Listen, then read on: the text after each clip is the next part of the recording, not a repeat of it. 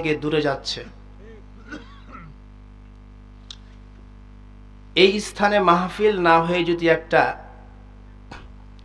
ঢাকা থেকে মমতাজ খালাকে নিয়ে আসা হতো। মমতাজকে চিনেন? হ্যাঁ, চিনেন? এই লাইন ঠিক আছে। যদি মমতাজকে নিয়ে আসা হতো, এই জায়গাতে মানুষের জায়গা দেওয়া যেত না। কথা কি ঠিক? মমতাজও আসে নাই, লোকও আসে নাই। তবে একটা জিনিস বুঝতে হবে, শয়তানের পাল্লা বেশি আর ভালো মানুষের পাল্লা কম। ভালো জায়গায় মানুষ কমই হয়। 11 জন সাহাবীকে নিয়ে ইসলাম প্রচার করার জন্য মদিনার মক্কাতে দাঁড়ে দাঁড়িয়ে বেরিয়েছেন নবীজি। আর শত শত হাজার হাজার কাফেরগণ। তাহলে ভালো মানুষের দল ছিল কম, খারাপ মানুষের দল ছিল বেশি। 1999 জন যাবে জাহান্নামে, আর একজন যাবে কোথায়? জান্নাতে। 1999 জন জাহান্নামে যদি যায়, তাহলে বুঝেন কে জান্নাতি আর কে জাহান্নামী। যেই সব আল্লাহর বান্দারা বাড়িতে শুয়ে আছে, মনে করতেছেন ওরা শুয়ে শুয়ে হজ কাফেলা করছে। আরে সামনে টিভি খুলে রাখছে, মোবাইল তো আছেই একটা। শুয়ে শুয়ে কি কোরআন তেলাওয়াত করে না টিভি দেখে? হায় আফসোস, এত বড় একটা জায়গায় মানুষ যদি না হয়, দিনের পথে যদি মানুষ না আসে, তাহলে এর চাইতে বড় কষ্ট দুনিয়া তার কি হতে পারে বলেন? সম্মানিত ভাইয়েরা আমার, পুরুষ যেমন কোরআন থেকে দূরে যাচ্ছে, ঠিক তার চাইতে বেশি তো স্বাধীন চায়। আমাদেরকে স্বাধীন দেন। স্বাধীন ব্যতীত আমি আপনার সংসার করতে পারবো না। আপনি স্বামী হয়ে যদি আপনার স্ত্রীকে বলেন, আমি তোমার স্বামী, আমি যা বলবো তা তোমাকে শুনতে হবে, পরের দিন সকালবেলা দেখবেন তালাকের চিঠি আপনার হাতে। কথা কি ঠিক? আমি জানি আপনাদের এলাকার মহিলা সব ভালো, হ্যাঁ, সবাই পর্দাশীল, এলাকার সবাই পর্দাশীল। মাশাআল্লাহ, জান্নাতি তা ঢুকাই দিলেন। আল্লাহু আকবার, মহিলাদেরকে জান্নাতও ঢুকাই দিল। আল্লাহ তাআলা এই এলাকাকে দিনের জন্য সবাইকে কবুল করুক, আল্লাহুম্মা আমিন। সম্মানিত ভাইয়েরা আমার,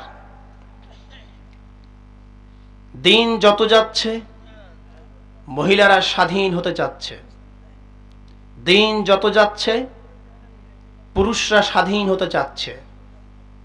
রাসূলের আইনকে মানতে চায় না, আল্লাহর বিধানকে মানতে চায় না, নবীজির আনুগত্য করতে চায় না, আল্লাহর আনুগত্য করতে চায় না।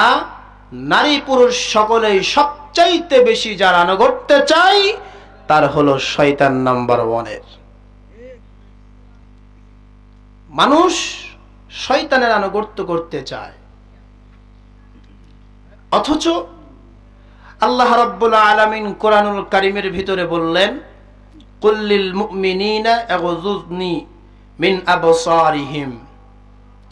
আল্লাহ পাক রব্বুল আলামিন বলছেন, হে নবী, আপনি মুসলমানদেরকে বলে দেন, মুসলিমদেরকে বলে দেন, নারীদেরকে বলে দেন, আদম সন্তানদেরকে বলে দেন, তাদের দৃষ্টি যেন নিচে রাখে, উপরে না করে।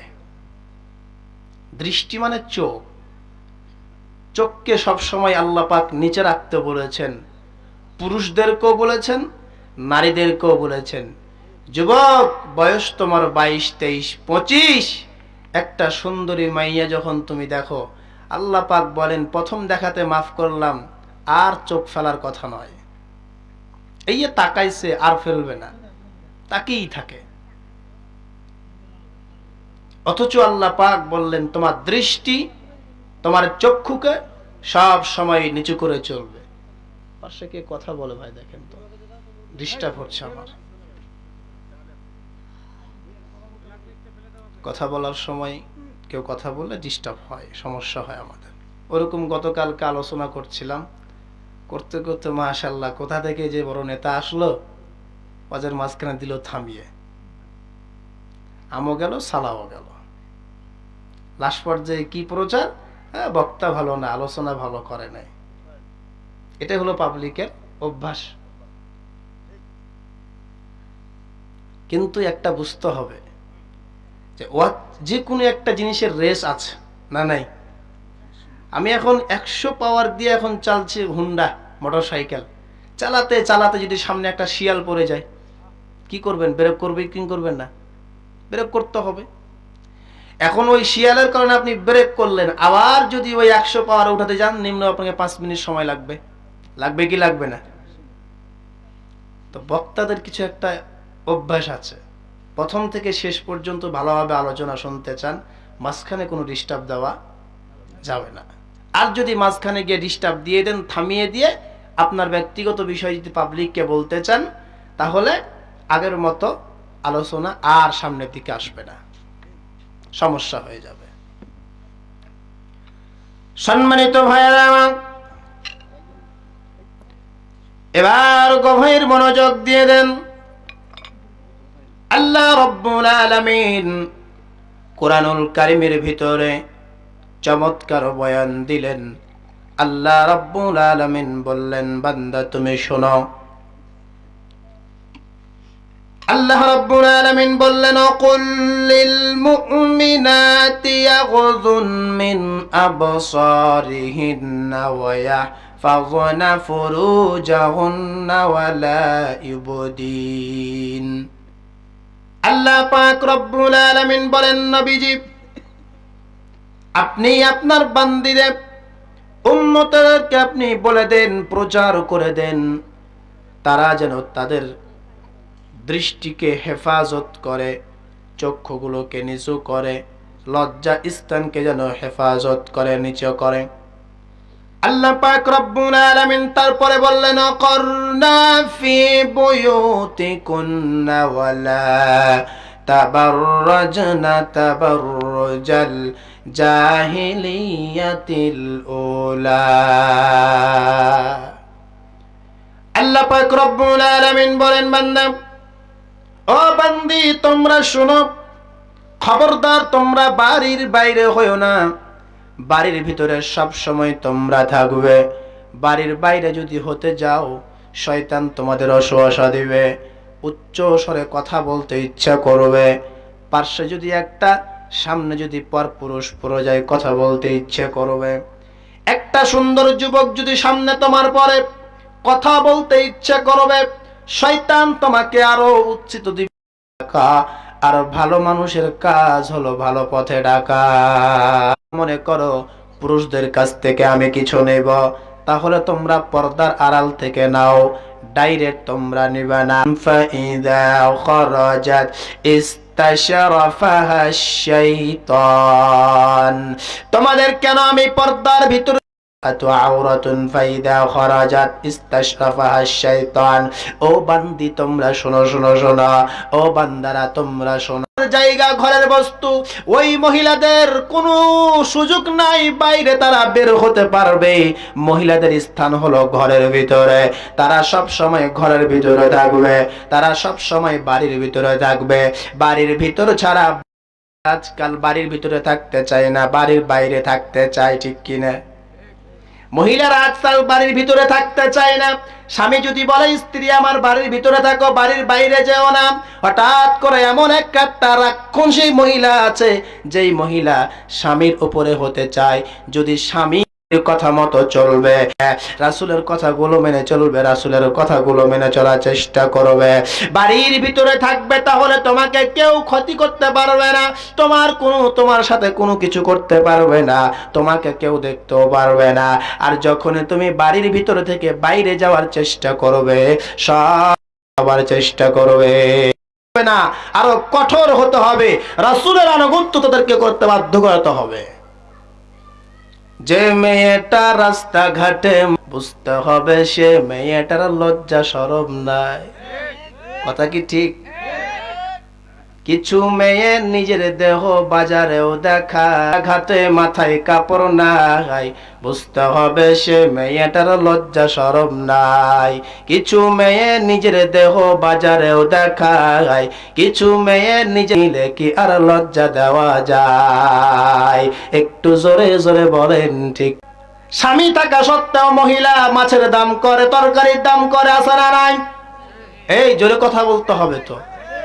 স্বামী থাকা সত্ত্বেও যদি কলার ব্যবসা করে, কলার ব্যবসা করতে করতে এখন কলা ব্যবসাওয়ালা বলতেছে যে কলা ছিলে দেয়, কেউ যদি এখন কলা ছিলে বিক্রি করে তো কলা আপনি নেবেন? ওই কলার দাম আছে। আমাদের সমাজে কিছু মহিলা আছে বেপর্দা হয়ে যারা বেড়ায়, ঠিক তাদের চরিত্র হলো কলার মতো, ঠিক কিনা বলে? আল্লাহ রাব্বুল আলামিন তারপরে বললেন, ওয়াল্লাযীনা হুম লিফুরুজিহিম হাফিযুন। আল্লাহ পাক রব্বুল আলামিন বলতেছেন, শুনো ও দুনিয়ার মহিলারা, তোমাদেরকে বলি শোনো শোনো শোনো। আল্লাহ পাক বলেন তোমাদের লজ্জা স্থানকে হেফাজত করো, নিজের শরীরটাকে হেফাজত করো, নিজের চুলটাকে হেফাজত করো, নিজের চক্ষুটাকে হেফাজত করো, হেফাজত করো। আল্লাহ পাক রব্বুল আলামিন তারপরে বলতেছেন শোনা করে রাখবে, পর্দার ভিতরে রাখবে। আল্লাহ পাক রব্বুল আলামিন তারপর আয়াতে বলে দিলেন, ইল্লা আলা আজওয়াজিহিম আও মা মালাকাত আইমানিন। আল্লাহ পাক রব্বুল আলামিন বললেন বান্দা, আল্লাহ পাক রব্বুল আলামিন বলতেছেন তাদের জন্য সবচাইতে ভালো কাজ এটা, তারা যেন তারা খারাপ কাজে না যায়, পর মহিলার সাথে কথাবার্তা না বলে। আল্লাহ পাক তারপরে বলতেছেন, ফামান ইবতাগা ওয়ারা যালিকা ফাউলাইকা হুমুল আদুন। আল্লাহ পাক রব্বুল আলামিন বলতেছেন, শুনো, যে ব্যক্তি চাইবে গ্রামের ভিতরে স্বাধীনভাবে চলবো আমরা, যে মহিলা চাইবে স্বাধীনভাবে চলবো আমরা, যে মহিলা চাইবে স্বামীকে আমি মানব না, স্বামীকে অমান্য করে চলবো, গুরুত্ব দিব না, এই মহিলা হলো সীমালঙ্ঘনকারী মহিলা, আল্লাহর বিরুদ্ধকারী মহিলা, নবীর বিরুদ্ধকারী মহিলা। এজন্য আল্লাহ পাক রব্বুল আলামিন বলছেন, বান্দি তুমি প্রতিশ্রুতি নিয়ে কাজকর্ম করিও, আল্লাহকে তুমি ভয় করিও, আল্লাহর বিধানগুলো তুমি মেনে চলিও, আল্লাহর কথা অমান্য করিও না, নবীর আদর্শ নিয়ে চলিও। যদি নবীর আদর্শ নিয়ে চলো তাহলে তোমাদের কি লাভ? আল্লাহর নবী বিশ্ব নবী বলছেন, কিয়ামতের ময়দানে এই মহিলা পুরুষটি যাবে জান্নাতের ভিতরে। সুবহানাল্লাহ বললেন না? সম্মানিত